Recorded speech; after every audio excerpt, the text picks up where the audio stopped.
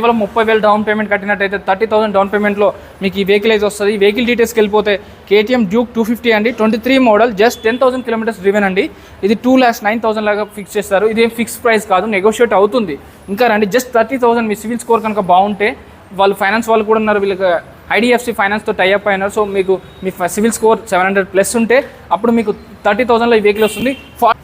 40,000 down పేమెంట్లో ఈ vehicle కావాలనుకుంటే వచ్చేసండి మిటల్ బైక్స్ KTM RC 390 అండి, 22 మోడల్, 2,000 కిలోమీటర్స్ మాత్రమే తిరిగింది. 2,40,000 లాగా చెప్తున్నారు. అదేం ఫిక్స్డ్ కాదు, నెగోషియేట్ అవుతుందని చెప్తున్నారు. జస్ట్ 40,000 కట్టండి, బైక్ తీసుకెళ్ళండి. ఇంకొక వెహికల్ చూసుకున్నట్టయితే KTM డ్యూక్ 200 అండి, 30,000 డౌన్ పేమెంట్ చాలు ఈ వెహికల్కి అయితే.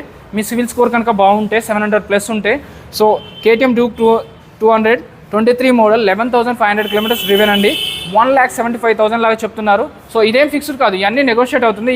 వీళ్ళ దగ్గర KTM డ్యూక్ RC, అలాగే క్లాసిక్, అలాగే జావా, పల్స్,